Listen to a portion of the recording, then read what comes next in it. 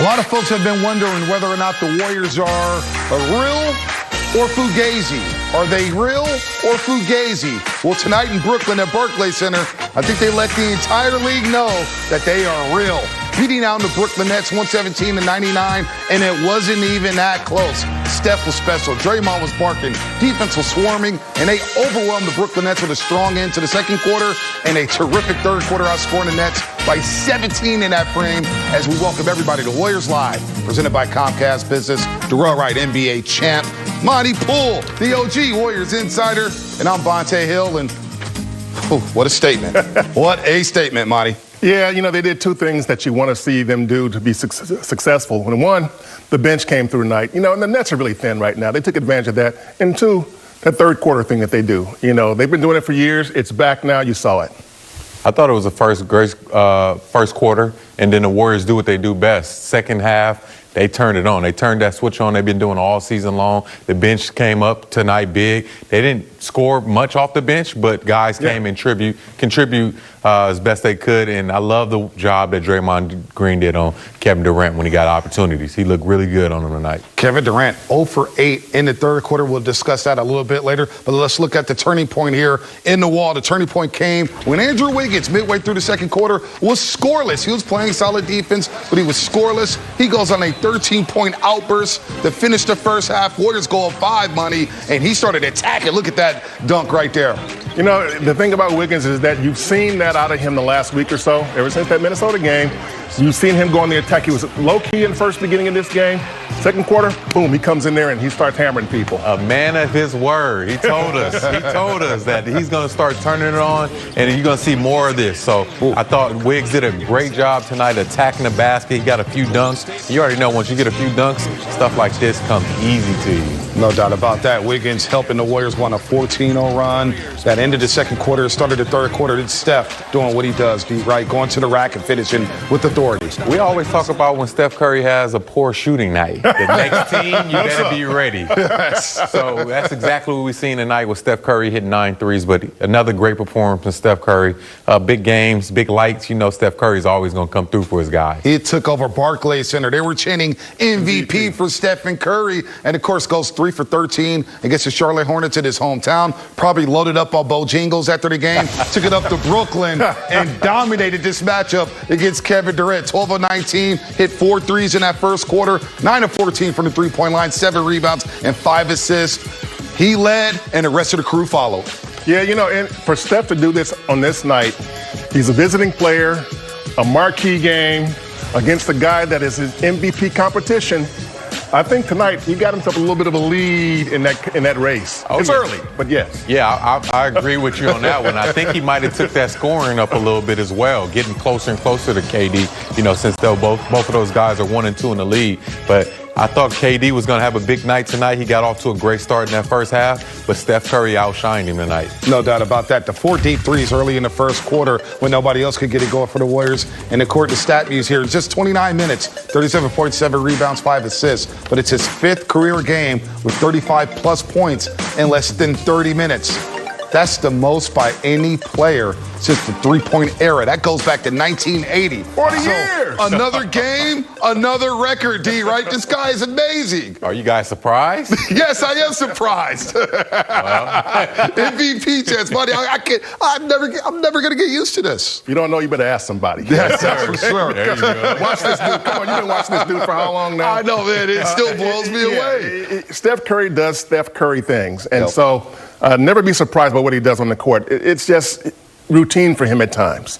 All right, Kevin Durant. What about Kevin Durant? Because he was probably sitting on the bench thinking like, boy, I used to play with that guy. And now I'm on the other end again. And he's lighting us up. And KD, as you said, D, right, got off to a great start. Got to the free throw line, got to his spots. And then the Warriors adjusted and just threw multiple bodies at him. And he went 0 for 8 in the third quarter. And that's when the game got away from Brooklyn. The Dubs did a great job on him. They went into that boxing 1, boxing 2 defense that you really see in the AAU side or the college game. So Steve Kerr messing up the game a little little bit, showing him multiple bodies like you mentioned, and made it tough. Every time he raised up, somebody was there to contest. They stayed down. They didn't go for any of his moves, any of his fakes. Just contest, late contest, and I thought they did an awesome job on KD tonight. Mike Brown came through this season with some new motivational plays, and you're starting to see him. You've seen him over the course of this season, and when he wants the defensive player of not the week or the month, the game. The game. Each game has to have a defensive player of the game. He wants that. And guys are competing. They're buying into it. And like Steph Curry said, they're buying into it. When guys buy into it, things come a lot easier. No doubt. Well, one guy who's always bought into defense was Draymond Green. And I thought Draymond Green in that third quarter really took the game over. Once Steph picked up his fourth foul with 7 minutes left in the third quarter, Draymond Green was facilitating. He was sparking. He was finishing. This was prime Draymond Green tonight at Barclays Center. I'm going to tell y'all fellas something. Playing at home, playing against a former team, or playing against your boys, you always show up for those games. And I thought Draymond Green energy was amazing on both ends of the floor. Attacking the basket, knocking down threes, and defending at a high level like we've known Draymond doing for years. At one point, it looked like there were like 5 or 6 or 7 guys out there for the Warriors with Draymond on defense. That third quarter, Brooklyn shot 23% in the third quarter. Is that good? I don't think that's good. In the third quarter. And so you hold a team at 23% in the quarter, you're going to win that quarter. And they scored 35. So Draymond was the leader, but you saw guys buying in. You saw a swarming defense there. D. Wright, you said it, middle of the third quarter. You just leaned back and he said, man, this defense is flying around. And you start locking in Jordan Poole, Draymond Green, Kuminga got some minutes defending James Harden, Iguodala doing what he's doing. This defense, we could all fixate on the offense, Steph Curry making threes and the offense moving with the 30-plus assists, but defensively, they're putting the clamps on teams. Now, they all the way locked in on the defensive end. And when you got two guys that could run the scorer up like James Harden, Kevin Durant, it's super important attention to detail. Paying attention of what they like to do, their tendencies, their strengths. So I thought they did a great job with taking all those away. They made James Harden a driver. We talked about that in the pregame show. GP2 up on him, 94 feet, make him play fast, make him get by you so that help defenders come, let somebody else beat you. We're not going to let these two guys beat us. Bruce Brown, 14 points in the first half. He's going to have to beat it if they want to win. James Harden is going to get some points. But over the course of a game, if you really hammer on, just stay on him, make him work, you find that in the third and fourth quarter, he starts to slow down. Oh, yes. And he's not the same guy. So the Warriors did this tonight. You saw he was almost a non-factor late. So, KD had a tough time. It was on his shoulders because they're not a deep team right now, and they just couldn't hang in. And they attacked James Harden on the defensive end. Otto Porter Jr., you saw in the second quarter, really drive by James Harden and pick up a couple cheap fouls on Harden here. But Andrew Wiggins, Monty, we're in the newsroom, and I said, man, Wiggins is scoreless here. He's scoreless. What's going on with Wiggins? He's playing solid defense, but offensively, he woke up just in the nick of time and had a big impact on his game. 13 points to finish off the second quarter. And he's been on a heater here, D, right over the last 4 games. On a heater, man. Just taking what the defense gives him, getting by smaller guys, getting to the rim. He can knock down that shot. But I love how aggressive Andrew Wiggins is. Since that Minnesota game, he's been showing guys like, hey, don't get it twisted. I'm a former #1 pick. I can still hoop, baby. And he's showing emotion, Monty. He's showing some emotion. That's a big part of Wiggins, what they want to see from Wiggins. That's going to be nice when maybe his shot isn't there. But as long as his effort and his intensity is there, the Warriors will take it every single night. And they'll live with those nights when he might go 4 for 15 or something like that, because they know there'll be nights when he goes 11 for 15. Yeah, no doubt. And Jordan Poole, look, you never know what you're going to get from Jordan Poole. 13 points in the first half Sunday against Charlotte. Nothing in the second half. He has some wacky moments in his game tonight against Brooklyn, but once he settled down, he was a big factor in this win as well. A big factor tonight. I thought a few times he made a few mistakes on both ends of the floor, but he somehow came up with some good plays on the offense end right there. A great dime to GP2 cutting, and right here, just taking his time. That's so nice right there. Staying on balance, getting that floater over Blake Griffin. He gave us some great minutes as well. You see him making some mistakes. In many ways, again, he's not a rookie, but he hasn't played a lot of NBA basketball. His first season was shortened. His second season, half of it was in the G League. So he's just now solidifying his place in the league. And I think when you see him get into that 6-man role, I think that's when you could see, okay, when he can do some of the things he's doing now, and you have to worry about some of the other issues, I think you'll see him flourish. But even defensively, he started locking in tonight. Yeah, he got as well. better. And Mike Yeah. Brown has said that. Yep. He told us that a couple of weeks ago, where Jordan Poole has made a vast improvement over the last 3 weeks of training camp to the regular season, and now he's trickled into the regular season here. He played some solid defense today. Yeah, because at first he wasn't doing much on defense at all. Couldn't guard you, Marty. I mean, he was out there, but he wasn't doing it. A couple times tonight when you're like, what is Jordan doing on defense? Yeah. But you're right. For the most part, he is on somebody, and he's making a difference on the defensive end. He's still not playing at the level that Steph is on defense, but he's playing better defense. Well, we talked about the substitutes before the game. Would they step up tonight after basically a no-show in Charlotte, where the substitutes played solid on defense? Look at the point production. Kuminga, he's on the lead at 7 points there, playing some big minutes here tonight. Otto Porter Jr., I thought, was very important defensively for the Warriors, clearing some rebounds. You know what Iguodala's going to bring, and of course GP2. GP2 making another impact there. Had a nice alley-oop there. You saw the pass from Draymond Green. I thought everybody did a great job. Look at those rebounds. That tells me a lot. That means they were flying around. They were understanding we got to secure the ball once we get, a stop. We can't let Kevin Durant and James Harden get multiple opportunities. Oh, that's nasty. We can't let these guys get multiple shots and multiple opportunities. Look at the block there by the young fella. Come on, man. The young fella, man. I'm really loving JK so far. JK said, I know you, James Harden. I know who you are.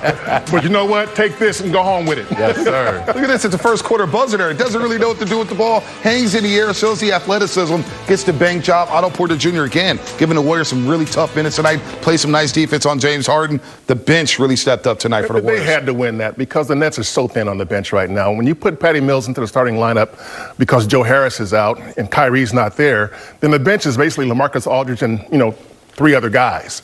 And it's not fair almost to put the Warriors bench out there against that team.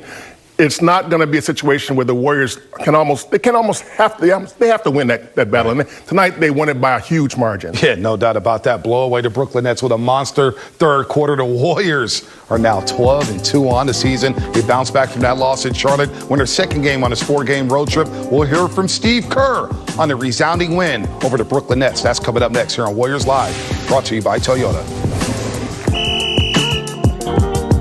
Warriors Live is presented by Toyota. With opponent, this time rebounded the Brooklyn Nets by 15. The assist numbers 25. Turnovers were up, which makes this victory even more impressive. But let's bring in Kareth Burke, our Warriors reporter via WebEx by Cisco.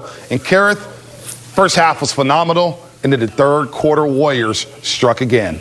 I remember thinking in that first quarter, we get another second half of this. This is an incredible game. It's a lot of fun. And then remember that explosive third quarter was a continuation of how they closed the second quarter. Remember, in between, there was this 14-0 run. The Warriors started the third quarter going 6-0. It was Wiggins, Steph. Then the Nets called timeout. And then after the timeout, the Warriors scored again. That was a Steph floater.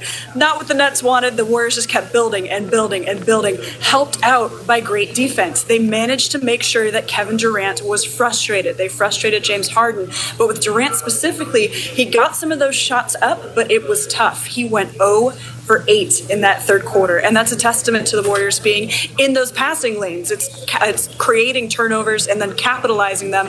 So in that third quarter, it was just all Warriors. The Nets could never get comfortable on their home floor on a huge stage. The Warriors showed why they're the number 1 team in the league. Yes, no doubt about that. And they made a statement tonight against the Brooklyn Nets. Thank you so much, Kareth, out there in the newsroom via WebEx by Cisco.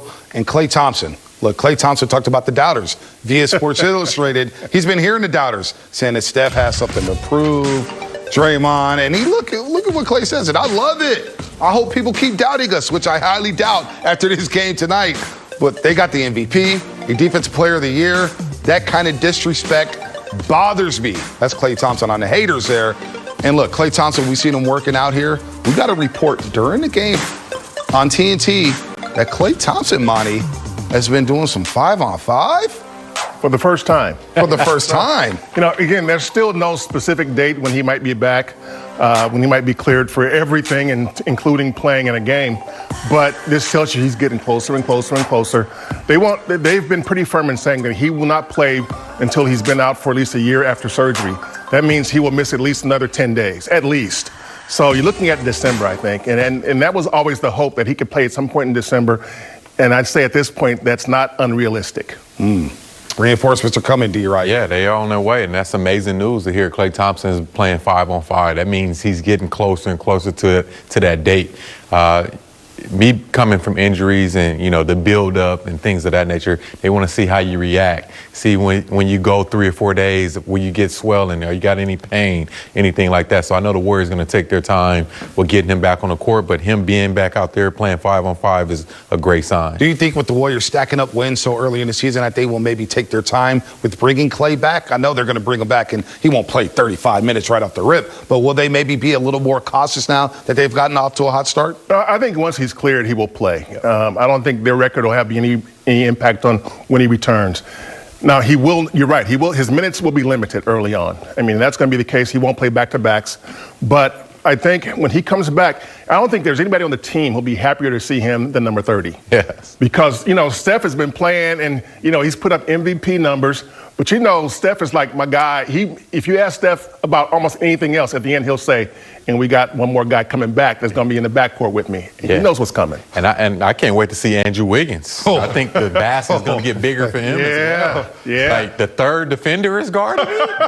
He's not going to know what to do with himself. Hey, this is a scary situation for the rest of the NBA, including Kevin Durant, who's on the other end of this beat down here now playing for the Brooklyn Nets. Let's hear what Katie had to say about this loss at the hands of the Golden State Warriors. Kevin, it seemed like towards the end of the first half, they kind of started to get a hold of the game, and then they had that big third quarter. Where do you think things went wrong tonight? Third quarter went mainly. I mean, they hit 2 threes the end of half, but contested threes. Well, the third quarter, it got away from us. They ran their sets. They got layups early, which got them going, and slips to the rim. And so they ran their sets pretty hard, and defensively they did a good job of packing the paint and switching up the defenses throughout each possession. They might go box and 1 or triangle and 2, or then they might switch everything. So they do a good job of, I'm sure they practice all that stuff and then applying it to the game. So that's a team that you look at and you take a lot from that as a team and understand that's the level you want to get to. Kevin, I know you put a lot of emphasis on efficiency, especially for yourself in 6 and 19. So kind of piggybacking off of that question, was that anything that the Warriors defense did for you, or were you getting the looks that you wanted? It's a combination of, they played great defense. They did a good job. They got long defenders, guys that can help, so same bodies all the time when I had the ball. That's what great defenses do. And then there's some shots I wish I could have had back. I rushed once we got down 15, 20, I'm trying to get it back so fast, end up taking bad shots and rush shots. So, it's all a part of the journey, all a part of understanding what level you need to be at every possession. And it's a great test for us. Kevin, we've talked a lot about various statistical things, not getting as many shots as the other team, the rebounding tonight. Do you see kind of a common theme on the nights when you guys struggle? Yeah, they got some rebounds early on. They got them second chance points. But mainly it's a lot of slips to her. They 52 points in the paint. They got a lot of stuff at the rim from running their offense. And you worry about the 3-point line so much with this team because that's their brand, and they end up getting layups. So you score more points. They score more points inside the 3-point line sometimes than they do outside. So, they ran that stuff hard. You got to give them credit for it.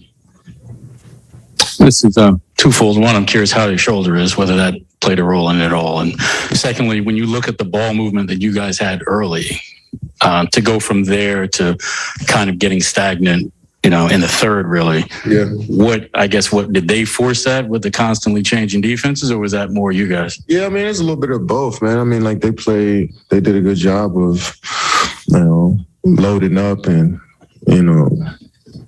actually getting stops and getting out and running too, which helped their offense. And, there's a lot of stuff that just snowballed into what we have at the end of this game here, being down 20, 30 points, So it's good to look at and good thing we got a game tomorrow and try to get better from this. I'm cool. Good. Didn't hinder me at all.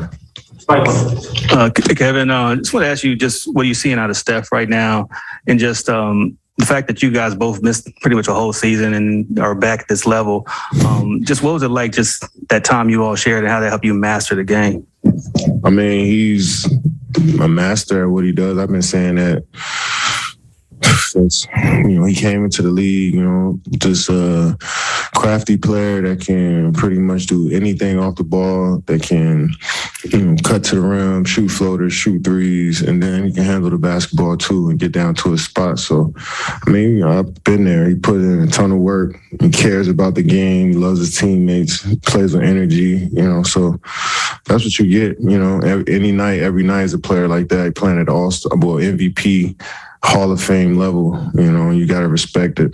That was Kevin Durant, who had a rough night tonight at Barclays Center against his former team, the Warriors there. And let's start with the defense that he was talking about. Said the Warriors switch it up. You talked about it, D, right? In the last block here. Triangle and two, seeing some boxing ones. Warriors switch it up on KD, and that was a smart move by Steve Kerr and company. In-game adjustments, that's what the better teams do. They see what's hurting them. They see what they need to take away, and Steve Kerr and Mike Brown, Ron Adams, they some of the best at making those in-game adjustments. So you see Kevin Durant come out in the first half, 6 for 11, 16 points.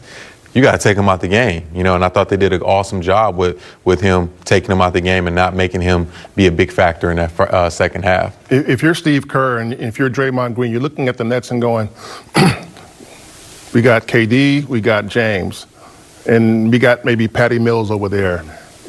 If we deal with those three guys, ain't nobody else going to beat us. Yes. And that bench, the Nets bench tonight was, I think, 3 of 16, 3 of 17 from three. Yeah. So the floor wasn't stretched like you want it to be for the Nets. And that way you can swarm. When you're not scattered, you can swarm, and the Warriors were able to swarm. Yeah, they swarmed all over Kevin Durant, especially in that third quarter. 0 for 8 in that third quarter. He only had 3 points, 3 rebounds, 0 for 4 from the three-point line. He really did a good job on him in that third quarter. The difference in this ball game, as we take a look at the AT&T Fiber Fast recap. Fiber Fast recap, excuse me. Oh, Steve Kerr now. On Harden, that third quarter defense was just suffocating, and that turned the game. You mentioned yesterday need to see maybe better individual defensive against. Did you see it tonight? Against Harden, against. Sorry, did you see it tonight against Harden, against Kevin, just individually? Yeah, obviously those guys are unbelievably difficult to handle.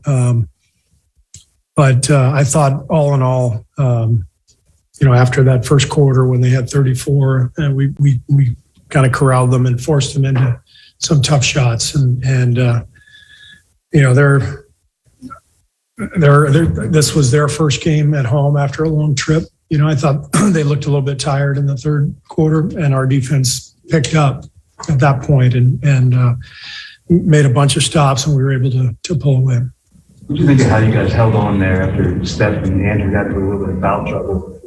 Yeah, that was an important stretch of the game. The last 5 minutes of the third quarter, and everybody was in foul trouble. We were just reaching like crazy over and over again. Steph had 3 and just dove into somebody's legs for a loose ball.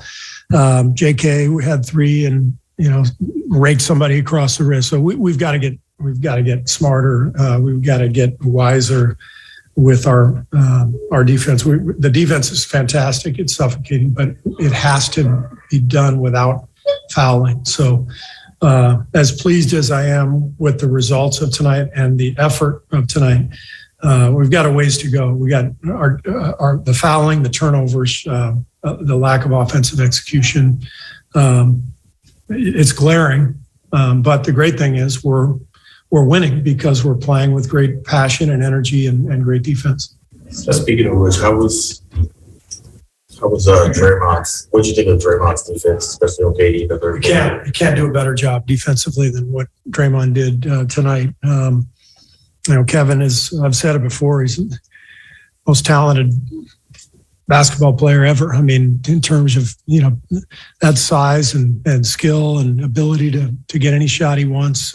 He showed it in the first quarter. He got anywhere he wanted. And then I just thought we stayed with it. And that was the main thing. In that third quarter performance, Draymond was with him everywhere he went. And you can't possibly do a better job than what Draymond did. You coached him. Can you think of any other duels that remind you of? We're talking about one of the great offensive players of all time against one of the great defensive players, like on the perimeter. As someone who's seen a lot in this game, is that kind of amazing to just watch those? Michael Cooper and Larry Bird, but I'm older than you guys, so Raymond knows all about that. Yeah. Another one for the memory bank. Steve, can you remember another quarter where Kevin Durant goes 0 for 8 from the field? I didn't realize he was 0 for 8. So no, I cannot remember that. A couple weeks ago, it's too soon to say the world is back. The energy was back when you guys come into a building. Can you start to feel it now with the way that you all are winning and the way that guys are performing and the crowd's responding? Yeah. The way the crowd energizes when Steph starts rising up from 30 feet. It's everywhere. It happened in Charlotte the other night. It happened tonight. So, I think the fact that our team is good again and is playing well and has a good record adds to what Steph brings to the table every night in terms of his skill and the showmanship. And so that stuff is, when you're winning and you get the incredible display of skill from Steph, it's, people are going to watch. And so it's fun to be back in the spotlight again. Our team is really enjoying being back here. The offensive rating is back to being one of the best in the league. Just after all these years, what makes the system so difficult to defend? Steph Curry. I'm not kidding. Steph is, there's never been anybody like him. So he's an offense just by himself. He's an offense because he's going to pull defenders with him 35 feet from the hoop. And then it's a matter of putting smart people around him like Draymond, like Andre, and many others who are going to, take that defensive attention that Steph gets and then make behind the play when Steph gets the ball out of his hands. So the fact that Steph can be dominant on and off the ball is what makes him unique. There's nobody in the league now, or as far as I'm concerned, ever who had that combination of on-ball skill and pick and roll dominance, but the off-ball game of Reggie Miller or Rip Hamilton or somebody flying off screens. That combination has never been seen.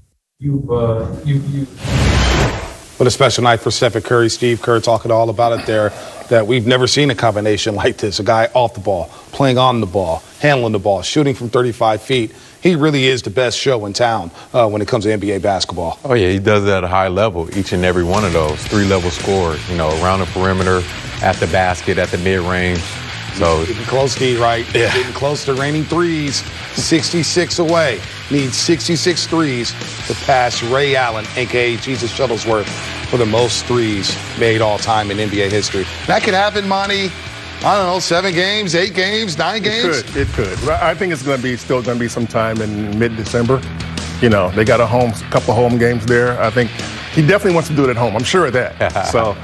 But it's going to come. I mean, you can see what he's doing right now. If he wanted to go crazy and go and focus on that, he could do it within 5 or 6 games. No doubt. And he has the highest plus-minus in the NBA this season. You see him there at plus 195. He's lapping the field. Next closest there at plus 135. So the plus-minus machine, we know he's a factor when he's on the floor. He makes everybody around him better. And the Warriors right now are just following his lead, and they are rolling right now. Offensively, defensively, it all starts with Stephen Curry. Oh, it all starts with him and the head of the snake. He's doing it on both ends. It's not just offense, you know what I mean? He's putting his body on the line. He's out there showing his guys, hey, this is what it's going to take to be a champion. We got to do it on both ends, and that's why this team is a top 5 team on both sides of the basketball. Yeah, you saw that charge that he took in the first half. It's like, whoa. Yeah. You putting your body out there, and you saw him also dive to the floor, After great defense on James Harden. Yeah, that's what I'm saying. Diving to the floor and almost got the steal. He touched the out-of-bounds line there. But you watching what Steph is able to do on a nightly basis,